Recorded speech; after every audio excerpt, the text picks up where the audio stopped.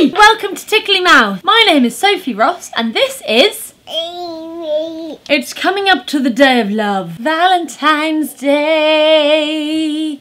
Yeah. So I thought I'd help you out with a spot-on luxury dinner idea. Whether you wear the trousers or the tights, this is absolutely sure to get you amazing brownie points. It's a heart-shaped beef Wellington. Can you say beef Wellington? No. Okay. Oh.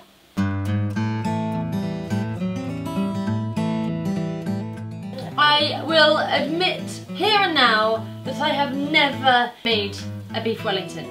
So I've done a little bit of research. I sort of combined a couple of different recipes. I've gone for the BBC Good Food website, which is Gordon Ramsay, and a really sweet little cookery blog called thechicbrule.com.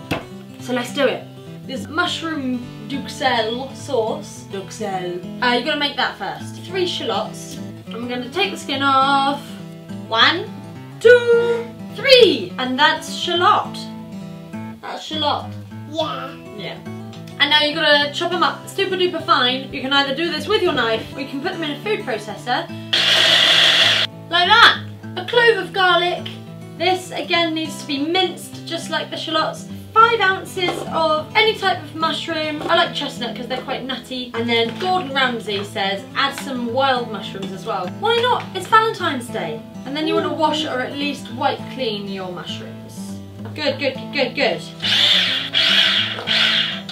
There we go. I had to do it in loads of batches because there wasn't mushroom in there. So that looks like that. Quite fine, but nowhere near a paste. If you have time, add a sprig to your mushrooms. That's 3 excellent food puns. 3 large saucepan on the heat, knob of butter. What a knob! Once your knob has melted, put your mushrooms in. Yeah. Just cook them up, stirring it up for about 10 minutes or maybe a bit less. Once most of the liquid has evaporated off of the mushrooms and they're looking nice and soft, you can either leave that to one side to cool or you can add a splash of white wine and cook that off until that's evaporated too. Your Duxelles should look a little something like this. Wow. Go for a little bit of salt, a little bit of pepper. Another quick mix about. Leave that to the side to cool. Yummy! Now grab your fillet steaks. If you have a skillet, this is its moment of glory.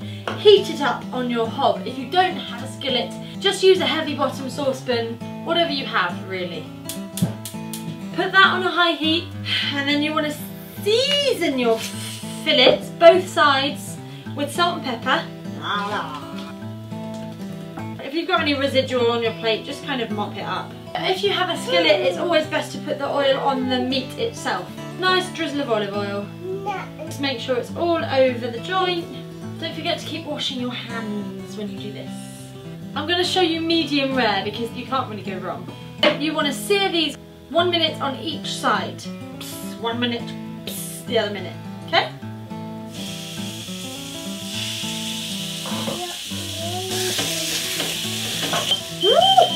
Flip them over for another minute. I'm so excited and I just can't hide it. Oh, oh, off. There you go. Then you want to set these to the side to cool completely. Grab some cling film. 2 sheets of cling film. They need to be big enough to wrap each fillet. Hello! Then we need 8 thin slices of prosciutto. We're just going to lay out prosciutto flat because it's got to cover each entire fillet of beef. Yeah, I know. Once you have achieved a fine map of prosciutto, grab yourself your cooled mushroom Duxelles mixture and a spatula. Watch this, ready? Cut this in half while you're in the saucepan so that you can see clearly where the halfway point is. Smear a thin layer of this over this. Start spreading mushroom. And then the other one. I thought that was going to be really difficult. Actually, this is really easy. More salt and pepper, apparently. Not too much. And if you've got any more time, same joke again? No? Sprinkle with thyme leaves. Make sure your beef is pretty much cool. Just stick it in the middle of that. Well, I don't understand how. So maybe if I like put it at the one end, flip that there, do like that. Making sure you're not getting any plastic in the way. Yes! Right, and then like make sure it's really tight on, and then again, flip it again. Sausage that, sausage it a lot. And then push that in as well, like that. And then tightly seal it in the cling film. Twist the ends. Twist, twist, twist. Like a little squat sausage. Good. Fridge for 30 minutes. At the same time, get your puff pastry out the fridge so that it can come up to room temperature and is nice for rolling out. About 20 minutes into your half an hour, grab your puff pastry, which will have been out, and dust your surface with some flour.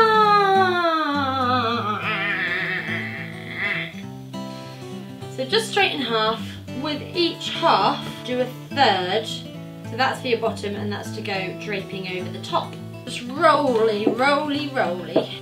And don't forget to keep flipping your pastry. Flipping pastry! So that it doesn't stick to the table.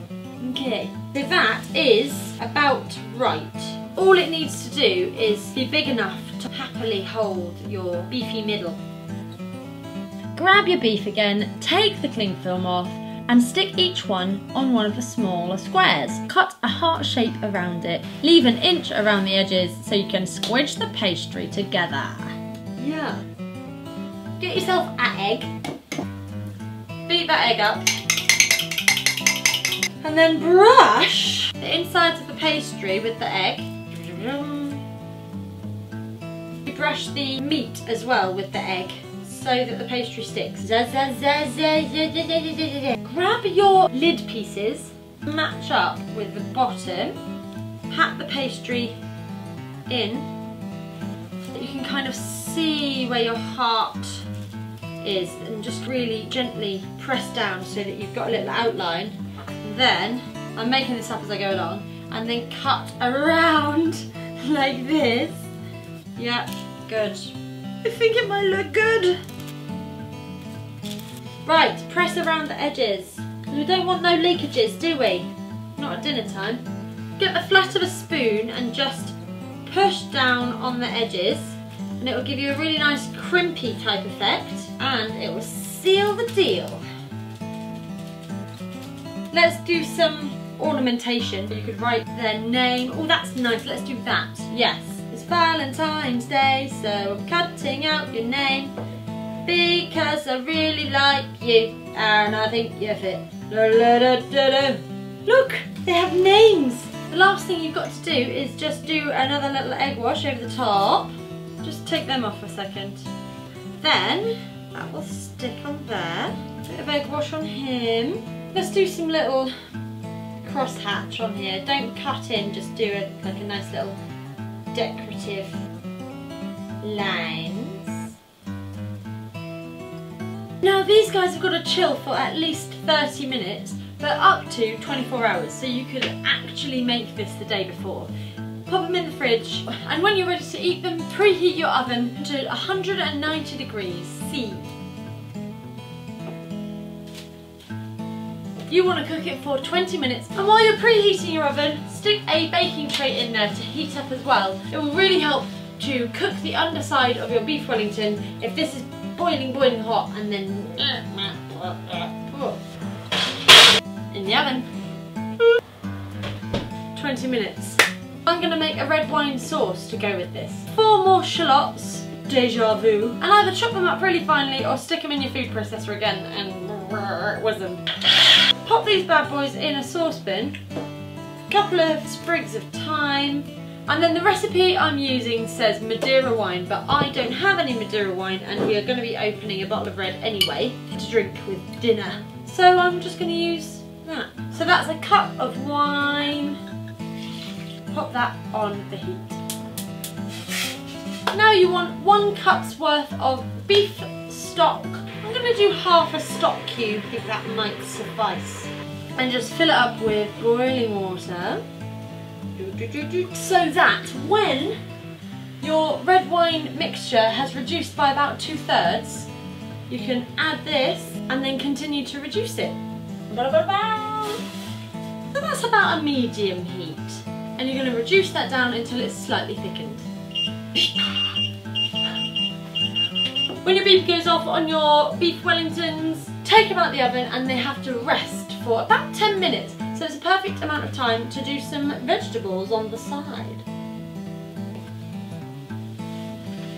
At this point you should pour your significant other a lovely big glass of wine and present it to them with a tea towel over your arm and all that, you know. Boil the kettle. I've got this multi-pack of lovely veggies and it's so easy. The carrots need 8 minutes, so start by boiling your carrots. After 3 minutes, add the green beans and then do them for about 5 minutes. So it's 8 minutes in total for the veg. Add a knob of butter into your Madeira sauce, bit of salt, bit of pepper.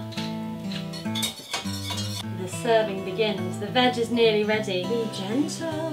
Oh my goodness. We're okay. The bottom is good. And our plates are too small for these massive beef Wellingtons. Look how massive they are. Drain the veg. And the Madeira sauce. So here they are. These bad boy Valentines. Beef Wellingtons. I hope they're as good as they look.